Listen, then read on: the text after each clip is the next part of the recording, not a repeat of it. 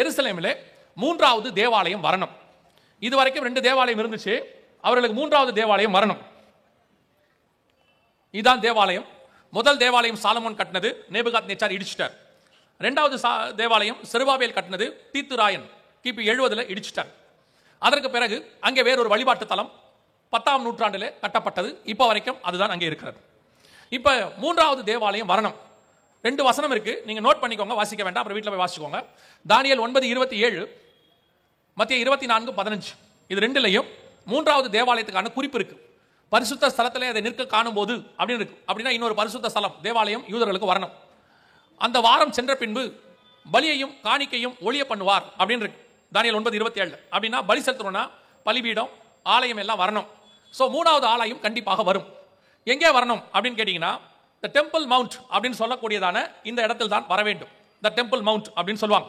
ஏன் அதுக்கு பேர் டெம்பிள் மவுண்ட்னா, ஏற்கனவே 2 டெம்பிள் அங்கே இருந்ததுனால அதுக்கு பேர் டெம்பிள் மவுண்ட். 3வது ஆலயம் அங்கே வரும் என்று யூதர்கள் நம்புகிறார்கள். இப்போ சொல்றேன், நன்றாக கவனிங்கள். அங்கே வரப்போற ஆலயத்துக்கும் நமக்கும் எந்த சம்பந்தம் இல்லை, அதுக்கும் நமக்கு எந்த கான்செப்ட் இல்லை. ஆனா அந்த ஆலயம் வருவதற்கு முன்பதாக உங்களையும் என்னையும் மீட்க வருவேன் என்று இயேசு வாக்கு பண்ணியிருக்கிறார். அந்த காரியம் நடக்கும் கண்டிப்பா. அப்ப ஆலயம் வரப்போதுன்னா இயேசு வரப்போறாருன்னு அர்த்தம். அத்திமரம் துளிர்க்கும் பொழுது அவர் வாசல்கிட்ட வருவார்னு இருக்கு. 7வது சபை லவோதிக்கேயா சபைக்கு சொல்லும் பொழுது வெளிப்படுத்தல் 3:20 இதோ நான் வாசப்படியில் நின்று கதவை தட்டுகிறேன் இருக்கு. அத்திமரம் துளிர்க்கிற காலமோ அவர் வாசப்படிக்கு வந்து தட்டுற காலமும் ஒரே காலம் அர்த்தம். இஸ்ரவேல் மீண்டும் உருவாகிற காலமும் இயேசு வந்து நம்ம கூட்டிட்டு போற காலமும் ஒரு காலம் அர்த்தம். இப்ப நமக்கு அதுதான் வேணும். அவங்களுக்கு ஆலயம் வந்தாலும் சரி, வராவிட்டாலும் சரி, அது அவங்க இஷ்டம். ஆனா தீர்க்க தரிசனத்தை நான் உங்களுக்கு சொல்லுகிறேன். இந்த இடத்துல 3வது ஆலயம் வரணும். இப்போ அந்த மலைக்கான சண்டை ஒன்று ஆரம்பிக்கணும். இது எங்க இருக்கு வாசிங்க. எசேக்கியேல் புஸ்தகம் 38ஆம் அதிகாரம் 8வது வசனத்தை வாசிங்க. அநேக நாட்களுக்கு பிற்பாடு நீ விசாரிக்கப்படுவாய். பட்டயத்துக்கு நீங்களாகி பற்பல ஜனங்களிலிருந்து சேர்த்துக் கொள்ளப்பட்டு வந்தவர்களின் தேசத்தில் கடைசி வருஷங்களிலே வருவாய். நெடுநாள் பாழாய் கிடந்து பிற்பாடு ஜாதிகளிலிருந்து கொண்டு வரப்பட்டவர்கள் எல்லாரும் சுகத்தோடு குடியிருக்கும் இஸ்ரவேலின் மலைகளுக்கு விரோதமாய் வருவாய். இஸ்ரவேலின் மலைகளுக்கு விரோதமாய் நீ வருவாய்.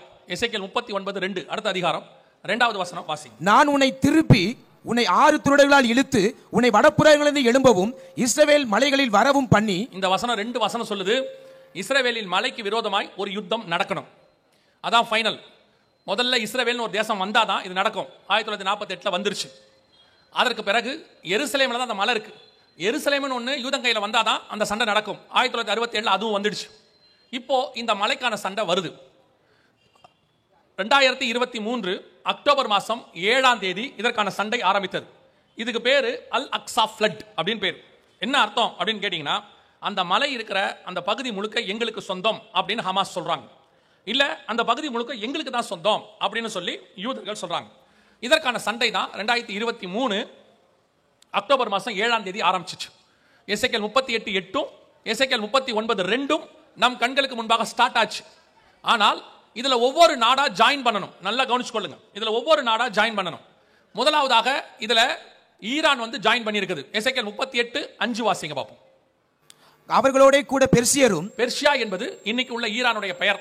1979 வரைக்கும் அதற்கு பெர்ஷியான்னு பேரு. இன்னைக்கு ஈரான் உள்ள வந்துடுச்சு. இவர்களோடு கூட தொகர்மா வம்சத்தார் துருக்கி வரணும். அதுவும் அங்க இருக்கு. துருக்கி உள்ள வரணும். இப்ப துருக்கி உள்ள வந்திருக்கு. இது எல்லாத்துக்கும் தலைவரா யார் இருக்கணும்னா, வடபுறத்திலிருந்து எழும்புற ரஷ்யா வரணும். இதை நாம கிட்டத்தட்ட நாங்கள் எங்க மினிஸ்ட்ரியில இருந்து ஏறக்குறைய 20 வருஷமா சொல்லிட்டு இருக்கிறோம். 2005-6 இருந்து இதை சொல்லிட்டே இருக்கிறோம். ரஷ்யா ஒரு யுத்தம் இஸ்ரேலுக்கு நடக்கும் என்று சொல்லி. ஆனா 20 வருஷத்துக்கு முன்னாடி அப்படி ஒரு சம்பவமே இல்லை. ரஷ்யாவும் இஸ்ரேலும் பயங்கர ஃப்ரெண்ட்ஸ். ஆனால் வசனம் சொல்லுது ரஷ்யா இஸ்ரேலுக்கு விரோதமா வரணும், வடக்கு பக்கத்துல இருந்து எழும்பி வரணும் அப்படின்னு சொல்லுது. இதான் வடக்கு பக்கத்துல இருந்து ரஷ்யா. நீங்க இஸ்ரேல் மேல ஒரு புள்ளி வச்சு இங்க நீங்க பாத்தீங்கன்னு சொன்னா நேரா மாஸ்கோ மேஷாக் அப்படின்னு இருக்கும். அங்கதான் போய் நிற்கும். அடுத்து தூபால் இருக்கும். அதே நான் சொல்றதுல எசேக்கியேல் 38 இருக்கு. 2ல தூபால்னு இருக்கும். அதான் திபிலிசி அப்படிம்பாங்க. ரஷ்யாவில் இருக்கு. இந்த 2 பட்டணத்துக்கும் தலைமையான அதிபதியா இருக்கக்கூடியதான ரஷ்யா, இவர்கள் தான் வரணும். இப்ப ரஷ்யா இந்த விஷயத்துல இஸ்ரேலுக்கு ஆதரவா எதிராக எதிர்ப்பு வரணும், ஈரானுக்கு ஆதரவா வரணும். இந்த தீர்க்க தரிசனம் இப்ப நிறைவேற தொடங்கி இருக்கிறது. இந்த 12 நாள் யுத்தம் நடந்துச்சு. உங்க எல்லாருக்கும் தெரியும் 12 நாள் யுத்தம் நடந்துச்சு. இந்த யுத்தத்துல கடைசியா ரஷ்யா வந்து ஜாயின் பண்ணதை நீங்க பார்த்திருப்பீங்க. அதுக்கு முன்னாடி ரஷ்யா உள்ள வரவே இல்லை. ஹமாஸ் இஷ்யூல வரல, லெபனான் இஷ்யூல வரல, ஹவுதீஸ் இஷ்யூல வரல, சிரியா இஷ்யூல வரல. ஆனால் ஈரான் இஷ்யூ வந்த உடனே ரஷ்யா உள்ள வந்துச்சு, சைனா உள்ள வந்தது, துருக்கியும் உள்ளே வந்தது. எசேக்கியேல் 38 வந்திருக்கு. கர்த்தர் சொன்ன இந்த துல்லியமான தீர்க்க தரிசனம் நம் கண்களுக்கு முன்பாக ஒரு டீம் ஃபார்ம் ஆயிருக்குது. நல்லா கவனிச்சுக்கொள்ளுங்க, ஒரு டீம் ஃபார்ம் ஆயிருக்கு. இதோடைய ஆரம்பம் எங்க இருக்குன்னு கேட்டீங்கன்னா 2023 அக்டோபர் 7 மலைக்கான யுத்தம். அந்த இடம் எங்களுக்கு வேணும் என்று சொல்லி அவர்கள் சொல்லுகிறார். இப்போ அந்த மலையை ஐநால அடுத்து அவங்க ஜனநாயக முறைப்படி எடுக்க முயற்சி பண்ணுவாங்க. அங்க நடக்காது, மீண்டும் யுத்தம் ஆரம்பிக்கும். இப்போ நீங்க பாத்துக்கிற சீஸ் ஃபயர் நல்லது, நாம் யுத்தத்தை விரும்பலை, ஆனால் நடக்கத்தான் செய்யும், வேற வழி இல்லை. ஹமாஸோட சண்டை நடக்கும்போது ஒரு சீஸ் ஃபயர் வந்துச்சு, ஆனா மீண்டும் யுத்தம் தொடங்கிருச்சு. இப்போ அதே மாதிரி தான் ஒவ்வொரு இடத்துலையும் வருது, மீண்டும் யுத்தம் வரும். இந்த யுத்தம் இப்போ சீஸ் ஃபயர் ஆனாலும் ஃபியூச்சர்ல கண்டிப்பாக இந்த மலைக்கான சண்டை நடக்கும். அந்த இடத்துல 3ஆம் உலக யுத்தம் ஆரம்பிக்கிறதுக்கு நிறைய வாய்ப்பு இருக்கு. நான் சொல்லல, இப்பவே உலகத்தில் உள்ள பெரும் தலைவர்கள் எல்லாரும் சொல்ல தொடங்கிட்டாங்க, we are on war அப்படின்னு சொல்லிட்டாங்க. வேர்ல்டு வார், தேர்ட் வேர்ல்டு வார்ல இருக்கிறோம் அப்படின்னு சொல்றாங்க. சோ அதன் அடிப்படையில் இப்பொழுது இந்த யுத்தம் அங்கே வரணும். இந்த மலை இதையும் சொல்லிட்டு என்ன நடக்குங்கிறத நான் சொல்லிட்டு முடிக்கிறேன். இந்த மலை உண்மையிலேயே யாருக்கு சொந்தம்? ஒரு பகுதியை பிரிச்சு பாலஸ்தீனத்தை கொடுக்க சொல்றாங்க, ஒரு பகுதி இஸ்ரவேல்கிட்ட கொடுக்க சொல்றாங்க. இஸ்ரவேல் சொல்லுது இல்ல, இந்த மலை முழுக்க எனக்கு தான் சொந்தம் அப்படின்னு சொல்லுது. உண்மையிலேயே இந்த மலை யாருக்கு சொந்தம்? வாசிங்க 2 நாளாகமத்தின் புஸ்தகம் 3ஆம் அதிகாரம் 1வது வசனத்தை வாசிங்க. 2 நாளாகமம் 3:1 வாசிங்க. பின்பு சாலமோன் எருசலேமிலே தன் தகப்பனாகிய தாவீதுக்கு காண்பிக்கப்பட்ட மோரியா என்னும் மலையில், இந்த மோரியா என்கிற மலையை குறித்து உங்களுக்கு தெரியும் என்று நினைக்கிறேன். ஆதியாகமத்தின் புஸ்தகம் 22ஆம் அதிகாரம் 1-2 வசனத்துல ஈசாக்கை பலி கொடுக்கும்படிக்கு ஆபிரகாம் கொண்டு போன அந்த மலைக்கு பேர் தான் மோரியா மலை. மோரியா என்னும் மலையிலே ஒர்னானின் களம் என்னும் எபூசியனாகிய ஓர்னான், எபூசுனா எருசலேம், எருசலேமாகிய ஓர்னான் என்னும் களத்திலே தாவீது குறித்து வைத்த ஸ்தலத்திலே கர்த்தருடைய ஆலயத்தை கட்ட துவக்கினான். முதல் ஆலயம் கட்டப்பட்டது எங்க, எந்த மலை, எந்த ஊரு, யார்கிட்ட வாங்கினா, எப்படி வாங்கினா, எல்லாம் தெளிவா இருக்கு. 2000 வருஷத்துக்கு முன்னாடி உள்ள சம்பவம், 3000 வருஷத்துக்கு முன்னாடி உள்ள சம்பவம். சோ அன்னைக்கு அவங்க முதல் ஆலயம் அங்க இருந்துச்சு, அவங்க 3வது ஆலயம் வரணும் அப்படின்னு இப்ப சொல்றாங்க. இப்போ ஆலயத்துக்கான எல்லாத்தையும் அவங்க ரெடி பண்ணிட்டாங்க. நல்ல விசுவாசிகள் கவனிங்க, 3வது ஆலயத்துக்கான எல்லாத்தையும் அவங்க ரெடி பண்ணிட்டாங்க. இது ஆலயத்துக்கான தட்டுமுட்டு சாமான்கள் எல்லாம் ரெடியாக இருக்கு. இப்போ அட் பிரசன்ட் எல்லாம் அத்தனையும் வாங்கியாச்சு எல்லாத்தையும். இது ஆலயத்தில் பிரதான ஆசாரியன் ஆரோனின் வம்சத்துல சாதோக்கின் புத்திரர் 40 முதல் 44 அதிகாரம் எசேக்கியேல்ல சாதோக்கின் புத்திரரை பத்தி இருக்கும். அதை கண்டுபிடிச்சிட்டாங்க 2010 DNA வச்சு கண்டுபிடிச்சாச்சு. சோ இப்போ ஆசாரியனும் தயாராக இருக்கிறார். அடுத்து சிவப்பு கிடாரி எருசலேமுக்கு கொண்டு வந்தாச்சு. என்னாகும் 19:3 படி எருசலேமில் பலியிட வேண்டிய சிவப்பு கிடாரியும் வந்து சேர்ந்துருச்சு. இது கரெக்டா 2018 வந்துச்சு, ஆகஸ்ட் 28ஆம் தேதி. சரியா 50 வருஷம் இஸ்ரவேல் உருவாகி 70 வருஷம். இதுவும் வந்து சேர்ந்துருச்சு. இப்ப எப்படி எடுத்தீங்கனாலும் அத்தனையும் தயாராக இருக்கிறது. ஆலயத்தை கட்டுறதுக்கு அத்தனையும் தயாராக இருக்கிறது. ஆசாரியன் ரெடி, பலி பொருள் தயாராக இருக்கிறது, அத்தனையும் ரெடியாக இருக்கிறது. இதுதான் தேவாலயத்தினுடையதான ப்ளூ பிரிண்ட் அல்லது அனிமேஷன் பிளான். அடுத்த தேவாலயம் எப்படி இருக்க போது, அதனுடைய அமைப்பு என்ன, எல்லாமே ரெடி பண்ணி வச்சாச்சு. இந்த டெம்பிள் இன்ஸ்டிடியூட் அப்படிங்கிறதுல இவர்கள் எல்லாத்தையும் ரெடி பண்ணி வச்சிருக்கிறாங்க. நன்றாய் கவனிங்க, எல்லாத்தையும் இப்போ இவங்க ரெடி பண்ணி வச்சாச்சு. 3வது தேவாலயத்துக்காக அவர்கள் எல்லாம் ரெடி பண்ணிட்டு இப்போ என்ன அனௌன்ஸ் பண்ணியிருக்கிறாங்கன்னா, எங்களுக்கு இடம் மட்டும்தான் வேண்டும். இப்போ எல்லாமே எங்ககிட்ட ரெடியா இருக்கு, இடம் கிடைச்சா நாங்கள் தேவாலயத்தை கட்டுவோம் அப்படின்னு சொல்றாங்க. சமீபத்தில் கூட 24 மணி நேரத்தில் தேவாலயம் கட்டி கொடுக்க ஆல் ரெடியா இருக்குது. அவங்களே அனௌன்ஸ் பண்ணிருக்காங்க 24 hours ஆலயத்தை கட்டி கொடுத்துருவோம் அப்படின்னு சொல்றாங்க. அத்தனை ரெடியா இருக்கு. இப்போ நடக்க போற ஒரு விஷயத்தை சொல்லிட்டு நான் ஜெபம் பண்ண போகிறேன். பைபிள்ல உள்ளதுதான். இப்போ என்ன நடக்கும்னு கேட்டீங்கன்னா, மீண்டும் இந்த யுத்தம் மிக முக்கியமாக அங்கே ஸ்டார்ட் ஆகும். மீண்டும் மிக முக்கியமான ஒரு யுத்தம் அங்கே ஸ்டார்ட் ஆகும். அந்த மலைக்கான யுத்தமாக இருக்கும். அதுல ரஷ்யாவும் கூட இருக்கும். ரஷ்யா தான் நமக்கு மிக முக்கியமான கீ பர்சன். எசேக்கியேல் 38:2 மேசேக் தூபால் ஜாதிகளின் தலைமையான அதிபதினு இருக்கும். ஆங்கிலத்தில் ரோஷ் அப்படின்னு இருக்கும், மலையாளத்திலையும் இருக்கும், மராத்தியிலும் இருக்கும், ஹீப்ரூலையும் இருக்கும். ரோஷ்ங்கிற வார்த்தை. அவங்க தான் வரணும். அவர்கள் வந்து இந்த யுத்தத்தை நடத்தணும். அந்த யுத்தம் எருசலேம் மலைக்காக இருக்கும். முடிவில் அந்த மலையை அவர்கள் கைப்பற்றுவார்கள். இஸ்ரவேலர்கள் கைப்பற்றி அங்கே தேவாலயத்தை கட்டுவதற்கான ஒரு வேலையை முன்னெடுப்பார்கள். அதற்கு முதல் படியா என்ன செய்வாங்க அப்படின்னு கேட்டீங்கன்னா, ஒரு பலிபீடம் கட்டுவாங்க. நல்லா கவனிச்சுக்கொள்ளுங்க, இதுதான் நமக்கான கடைசி அடையாளம். ஒரு பலிபீடம் கட்டுவாங்க. ஆல்டர், சாக்ரிஃபைஸ் ஆல்டர் ஒன்று கட்டுவாங்க.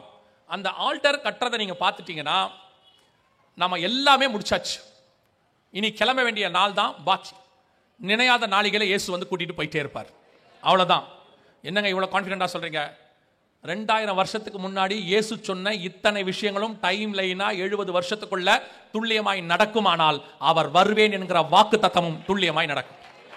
ஏறக்குறைய 1850 வருஷமா ஒரு தீர்க்க தரிசனமும் இதுல நடக்கல. இந்த நாட்டுக்குள்ள 1948 வரைக்கும் பாலைவனமா மண்ணு மாதிரி இருந்துச்சு. இந்த 70 வருஷத்துல இவ்வளவு ப்ராபசி நடந்திருக்கு. அடுத்து அடுத்து அடுத்து அடுத்து நடந்திருக்கு. அதுல கடைசி ஒரு ஆல்டர் கட்டுவாங்க. அதான் நமக்கானது. அந்த ஆல்டர், அதாவது ஆல்டர் நமக்கு இல்ல, அடையாளத்துக்கு சொல்றேன். அது கட்டுறதை நீங்க பார்த்துட்டீங்கன்னா எவ்ரிதிங் இஸ் ஓவர், ஃபைனல். அதுக்கப்புறம் எப்ப வேணாலும் வருகை வரும். அவர் வரும் நாளாகிலும் நாளிகையாகிலும் பிதா ஒருவரை தவிர மற்ற ஒருவனும் அறியான். அதனால டேட் தெரியாது, வருஷம் தெரியாது, நாள் தெரியாது. ஆனால் அடையாளங்களை வச்சு நாம கொஞ்சம் நிதானிக்க முடியும். ஏன்னா அவர்கிட்ட கேட்கறாங்க, முடியும் வருகைக்கும் உலகத்தின் முடிவுக்கும் அடையாளம் என்ன அப்படின்னு கேட்டாங்க. இப்போ ஆல்டரை கொண்டு வந்து அங்க வைக்கிறத, அந்த டெம்பிள் மவுண்ட்ல வைக்கிறத நீங்க பாப்பீங்க. ஆல்டர் கட்டுறதல்ல, ஏன்னா ஆல்டர் கட்டியாச்சு, ஆல்டர் ரெடியா இருக்கு. அதை கொண்டு வந்து இப்ப அங்க வைக்கணும். அதைத்தான் நீங்க பார்க்க போவீங்க. அதோட எல்லாம் ஓவர், எப்ப வேணாலும் வருகை வரும். இதை வசனத்திலிருந்து உங்களுக்கு சொல்லணும்னா வாசிங்க, முடிக்கலாம். லூக்கா எழுதின சுவிசேஷம் 21ஆம் அதிகாரம் 24வது வசனம் வாசிங்க. 21, 24. பட்டய கருக்கினாலே விடுவார்கள், சகல புறஜாதிகளுக்குள்ளும் சிறைப்பட்டு போவார்கள். புறஜாதியாரின் காலம் நிறைவேறும் வரைக்கும், புறஜாதியாரின் காலம் நிறைவேறும் வரைக்கும் எருசலேம் புறஜாதியாரால் மிதிக்கப்படும். அந்த மலை மற்றவர்கள் வந்து போகிறதுக்கு அனுமதி கொடுக்கப்படும். அவங்க காலம் முடிஞ்சிருச்சுன்னா, இவங்களுடைய பலிபீடத்தை கொண்டு வந்து வச்சுட்டாங்கன்னா, அதுக்கப்புறம் அது மேல யாருக்கு என்ன கொடுக்க மாட்டாங்க, பெர்மிஷன் கொடுக்கவே மாட்டாங்க. ஹோலி சைட்டா அவங்க மாத்திடுவாங்க. நமக்கு இல்ல, ஹோலி சைட்டா அவங்க மாத்திடுவாங்க. அதுக்கப்புறம் புறஜாதியார் மிதிப்பதற்கு அனுமதி கொடுக்கப்படாது. அதான் அதோடைய ஃபைனல் நம்ம பார்க்க வேண்டியது. இதுல உங்களுக்கு எனக்கும் என்ன இருக்குன்னு கேட்டீங்கன்னா, இது 24 அவர் வாசிச்சது. 28 வாசிங்க. இவைகள் சம்பவிக்க தொடங்கும் போது, இந்த காரியங்கள் எல்லாம் சம்பவிக்க தொடங்கும் போது வாசிங்க. உங்கள் மீட்பு சமீபமாக இருப்பதால் நீங்கள் நிமிர்ந்து பார்த்து உங்கள் தலைகளை உயர்த்துங்கள் என்றார். இதெல்லாம் சம்பவிக்க ஆரம்பிக்கும் போது 2023 அக்டோபர் 7 ஆரம்பிச்சிருச்சு. மலைக்கான சண்டை ஆரம்பிச்சிருச்சு. இவைகள் சம்பவிக்க தொடங்கும் போது உங்கள் மீட்பு சமீபமாக இருப்பதால் நீங்கள் நிமிர்ந்து பார்த்து தலைகளை உயர்த்துங்கள். ஏன் நிமிர்ந்து பார்த்து தலைகளை உயர்த்தணும்னா, அப்போஸ்தலர் நடவடிக்கைகள் 1ஆம் அதிகாரம் 6 முதல் 9 வசனம் சொல்லுது. இயேசு மேகத்தில் எடுத்துக்கொள்ளப்பட்டு போகும்போது அங்க இருக்கிற தூதன் கேட்கிறான், கலிலேயரே ஏன் வானத்தை அண்ணாந்து பார்க்கிறீர்கள்? நீங்கள் பார்க்கும்படி இயேசுவானவர் எப்படி ஏறி போனாரோ அப்படியே இறங்கி வருவார். இதைத்தான் இயேசு சொல்றாரு. இவைகள் சம்பவிக்க தொடங்கும் பொழுது உங்கள் மீட்பு சமீபமாக இருப்பதால் மேகத்தின் மேல் ஆண்டவராக இயேசு கிறிஸ்து வருக போகிறார். நிமிர்ந்து பார்த்து உங்கள் தலைகளை உயர்த்துங்கள். அல்லேலூயா. இயேசு வருகிற காலம் சமீபமாயிற்று. அதற்கான இஸ்ரவேல் சம்பந்தப்பட்ட எல்லா அடையாளங்களும் நடந்து முடிஞ்சிருச்சு. தேசம் உருவாச்சு, ராஜா வந்துட்டாரு, தலைநகரம் வந்துருச்சு. இப்போ தேவாலயத்துக்கான இடத்துக்கான சண்டையும் ஆரம்பிச்சிருச்சு. இது எல்லாம் இந்த குறிப்பிட்ட 70-77 வருஷத்துக்குள்ள நடந்திருக்கு. இஸ்ரவேலுடைய கடைசி வருஷத்துல தான் யுத்தம் வரும்னு பைபிள் சொல்லுது. எசேக்கியேல் 38:8 நீங்க வாசிக்கும் போது, இஸ்ரவேலின் கடைசி வருஷங்களிலே நீ வருவாய். எசேக்கியேல் 38:16 நீ வாசிக்கும் போது, என் ஜனமாகிய இஸ்ரவேலை கார்மேகம் போல் மூட கடைசி நாட்களில் வருவாயின்னு இருக்குது. ஆண்டவர் சொன்ன காலம் வந்துருச்சு. இனி கண்டிப்பாக காலம் செல்லாது. நமக்கான எல்லா அடையாளங்களும் நம் கண்களுக்கு முன்பாக துல்லியமாய் நடைபெறுகிறது. இவைகள் சம்பவிக்க தொடங்கும் போது நம்முடைய மீட்பு சமீபமாக இருப்பதால் நிமிர்ந்து பார்த்து தலைகளை உயர்த்துங்கள் என்று ஆண்டவர் சொல்லுகிறார். அப்ப நம்முடைய மீட்பு சமீபமா இருக்குது. இப்ப நீங்க நானும் செய்ய வேண்டியது ஒன்னே ஒண்ணுதான். நினையாத நாளிலே மனுஷகுமாரன் வருவார். விழித்திருந்து அவரை சந்திப்பதற்கு ஆயத்தப்பட வேண்டிய இடத்துல சபை இருக்கிறது.